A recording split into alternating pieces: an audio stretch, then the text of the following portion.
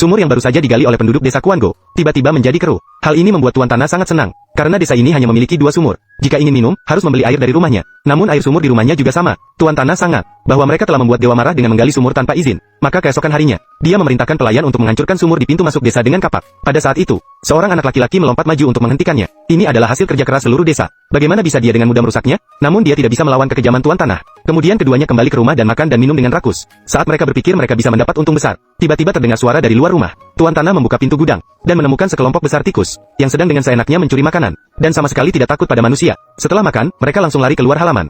Tuan Tanah melihat tikus-tikus sudah pergi dan tidak terlalu memikirkannya, berencana untuk kembali dan melanjutkan makan dan minum.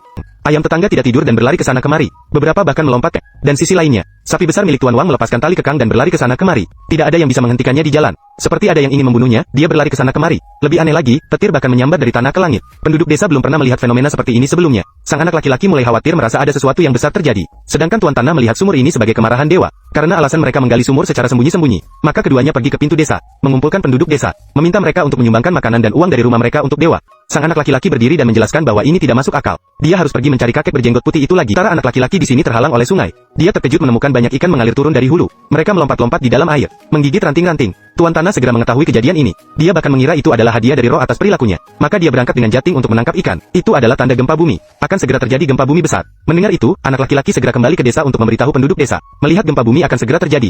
Namun Tuan Tanah dan pelayan masih asyik menangkap ikan di tepi sungai, tanpa sadar bahwa ini adalah tanda gempa bumi. Saat itu babi di rumah langsung merobohkan pagar, melarikan diri ke arah pintu gerbang halaman. Ayam jantan melompat ke atap dan terbang keluar pintu. Seketika semua ternak terlihat terkejut, melarikan diri dengan panik yang gila. Di sisi lain, seorang anak laki-laki sedang berenang melewati sungai yang panas dengan risiko nyawa. Pelayan dan Tuan Tanah pada saat itu sudah mengumpulkan kereta penuh ikan dan siap pulang. Saat dia mengangkat tali untuk memberi makan sapi, sapi tua tiba-tiba berlari ke ladang tanpa henti. Anak laki-laki di sini akhirnya berlari kembali ke desa. Dia segera memerintahkan warga desa untuk berlari ke dataran terbuka. Fenomena aneh ini semua adalah tanda-tanda gempa bumi. Semua segera mengemas barang dan melarikan diri. Hanya Tuan Tanah masih mendorong kereta ikan mereka pulang, tidak menyadari bahwa dia sedang mendekati kematian dengan sangat bodoh. Sang anak laki-laki melihatnya dan meminta mereka segera meletakkan kereta. Berbalik, maka dia pergi meninggalkan tempat itu bersama adik perempuannya. Tidak lama setelah dia pergi, Tanah mulai gemetar. Tuan Tanah percaya bahwa ucapan anak laki-laki tadi membuat dewa marah. Orang yang beribadah dengan tulus seperti dia, dewa tidak akan melukainya.